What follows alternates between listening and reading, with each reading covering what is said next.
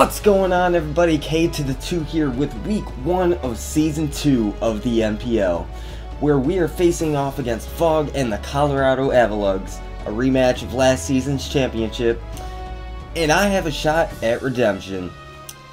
I am really excited to get this season started, and getting a win this week is my #1 priority. My philosophy for this season is every game is a playoff game. I have to focus each week on my opponent and go 1-0 every week, because everything beyond this game, or whatever game it may be, anything beyond the week that I'm focusing on might as well be pointless, because if I don't get a win, it's not helping me make the playoffs. This week, as I said, we're playing Fog.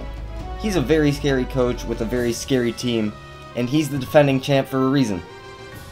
In order to follow our philosophy, I had to prepare a game plan, so let's go ahead and jump to see what that plan includes. So what you're looking at is a basic game plan I came up with for this week. #1 on the list is I want to trap his top threats with Gothitelle. #1 being by far Keldeo. I have enough HP investment in order to live a Hydro Pump and then kill it with a Choice Specs Psychic. I also am carrying Grass Knot on it, that way I can deal with Hippowdon. The Psychic also deals with Avaluggs, and I am also running Trick on it in order to completely disrupt his Chansey from doing anything in the match, as well as getting rid of its Eviolite. #2 is I really want to keep his physical attackers in check. He has threats such as Doublade, Excadrill, Diggersby, and Staraptor, all of which have basically 0 capability of going mixed, which means I can very safely throw max defense into Skarmory this week, and not really fear anything that they can do to me, because even a Fire Punch from Diggersby does about 30%, and it would be basically wasting its time because I could just roost off that damage.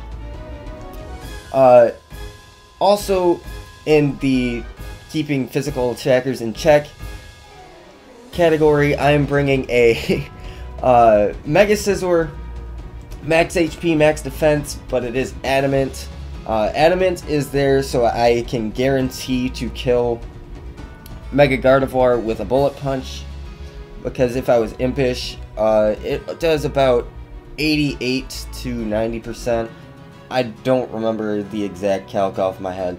And also on top of that, I am bringing a mostly physically defensive Swampert. It's max HP and like 204 defense, which makes it physically defensive. And lastly, I have Cleaning Up with the Azumarill as my final one. All I really need is chip damage on Rotom Heat and Avaluggs, and if Gothitelle would be able to remove Avaluggs, that would be huge. Also, Doublade could get in the way of that. I'm bringing Assault Vest Azumarill, that way I can deal with Keldeo a little bit better if I'm not able to trap it and kill it. And if he was a defensive Rotom Heat, that would be really problematic. I wouldn't be able to kill with the Aqua Jet unless he's down around 40%. At which point I would be comfortable with going for just the Aqua Jet. Yeah, I guess I sort of am redundant sometimes, sorry, excuse me. Anyway, that final bullet is really up to fate, depending on how the match flows. If I feel like Azumarill isn't going to be putting in too much work against the remainder of his team, I can use it a little bit more loosely and preserve a different win condition.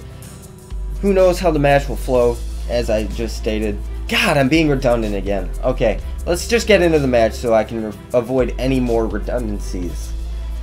So, getting right into it, this week I am bringing Assault Vest Lemon, the Azumarill, with the moves Aqua Jet, Play Rough, Superpower, Over Knockoff. I kind of changed it like a week before the match because I felt like it was a better option against Chansey, and I felt like I could more adequately remove the Double A before I needed to face off with the Azumarill. And lastly, I have Ice Punch on it, that way I can deal with Avaluggs and his Staraptor just in case. Next up, I have Choice Specs Gothitelle, William Tell, with Psychic to deal with Keldeo, Grass Knot to deal with Hippowdon, Trick to deal with Chansey, and Heal Bell in case Azumarill somehow gets like skull burned or something. Next up, we have Mega Ryan, the Mega Scizor, with Roost, Bullet Punch, Superpower for Chansey and Excadrill, and U-Turn for just basic momentum. Next up, we have Meta Ridley, the physically defensive Skarmory, with Whirlwind, Spikes in case I want to start setting up Spikes. I have Drill Peck over Brave Bird because I don't like having a recoil move on a defensive Mon. It seems kind of really counterproductive. And lastly, it has Roost for general recovery, of course. Next up, I have a physically defensive Swampert with enough special attack EVs in order to OHKO Rotom Heat after Stealth Rocks. I have Stealth Rock, Roar, Hydro Pump, and Earth Power on it. And lastly, we have Chimchardashian, the Infernape, who is running the Assault Vest, not Assault Vest, why did I say that? Expert Belt. It's running Expert Belt with Mach Punch, Gunk Shot for Mega Gardevoir. It has, what else? Oh, Fire Blast, and again, U-Turn because I want to try and bluff the Scarf.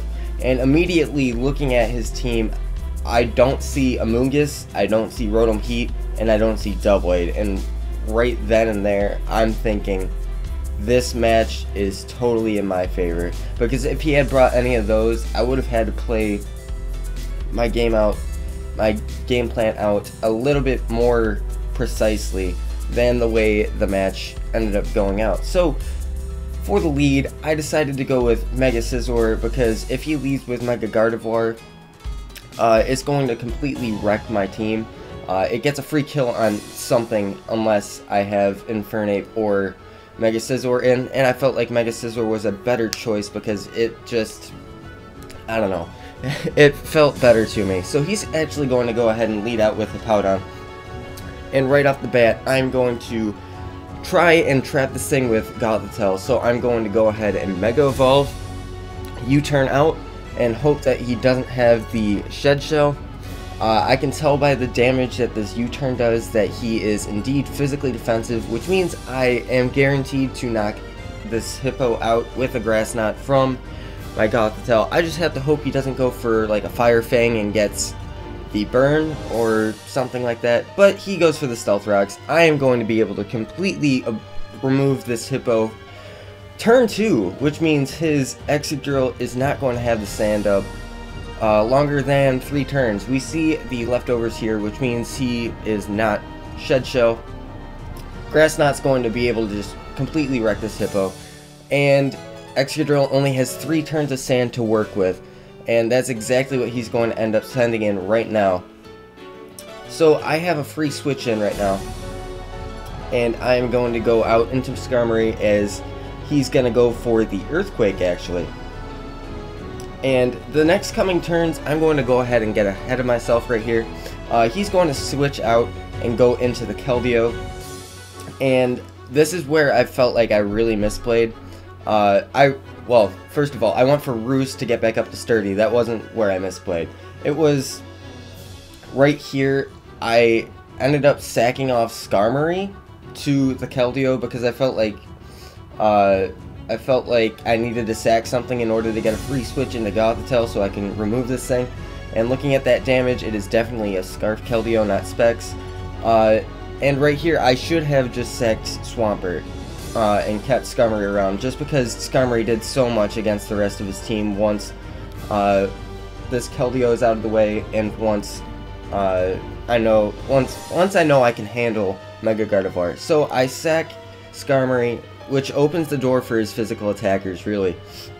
I'm going to be able to live this Hydro Pump because I am a bulky spec set, and I'm going to return KO it with a Psychic. So that's 2 kills already for Gothitelle, already putting in the work, clearing the way for now Infernape to put in the work. So I'm actually feeling more comfortable about sweeping, cleaning up with Infernape now than Azumarill.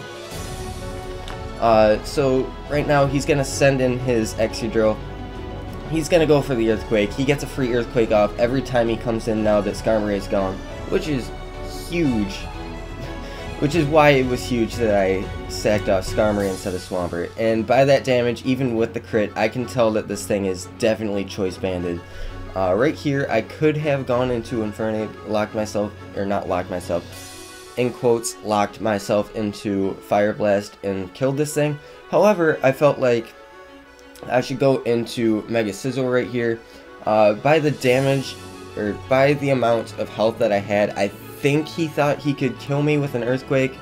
But I'm able to live that and get a superpower off and remove Excadrill, which is great because Choice Banded Excadrill would have just ran through my team if he kept it around. So he's going to go ahead, send in his Staraptor, get off the Intimidate. I'm at -2. I figure Scizor isn't really worth keeping around anymore, so I'm just going to get off any sort of free damage I can, get the Bullet Punch off, and let Scizor go down to the incoming Brave Bird, which of course is going to knock me out. I'm at -1 at like 30% health.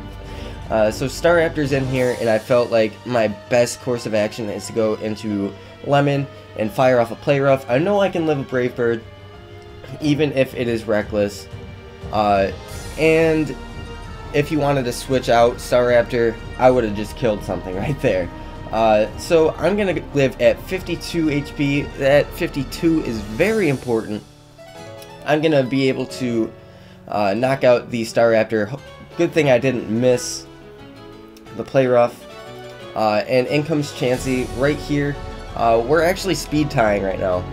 He goes for the Seismic Toss, and because Seismic Toss does the same amount as your HP, I live on 2. I'm able to get off a huge superpower, and right here, I'm really kicking myself for not carrying Knockoff over the superpower. That was a bad change. I should have kept going with what I had, because I would have been able to knock out this Chansey right then and there.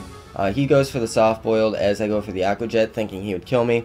And right here, I'm going to Play Rough as he knocks me out with the Seismic Toss.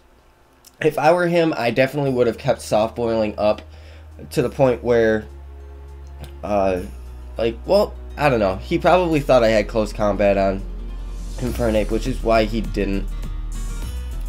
So right here, William Tell going to put in the last amount of work that I needed it to do for this game. It did so well. It did above and beyond what I thought it would do this match, as I'm able to trick off the Eviolite and trick on the Choice Specs onto this Chansey, locking it into Seismic Toss, meaning Chimchar Dashing is going to be able to come in and most likely sweep the game as long as I can hit Gunk Shot.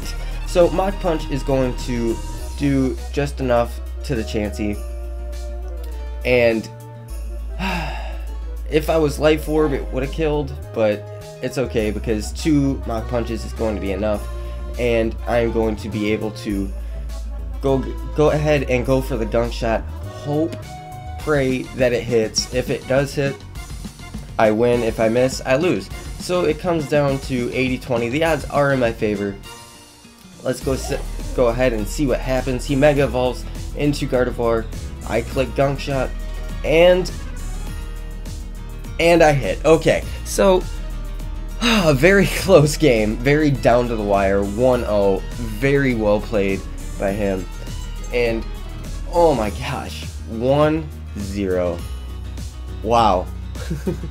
That was one hell of a first game, and I'm really excited to just start out the season with a win. Even if it is a 1-0, it's 1 in the win column for me, which really at the end of the day is wins that matter. And I got redemption for losing the championship game. So thank you guys for watching. I want to throw out a huge thank you to Jolt for recording the match for me, as well as Ezekiel. His artwork is what really brought this whole video together. I felt like I couldn't be more appreciative for what he does for this channel.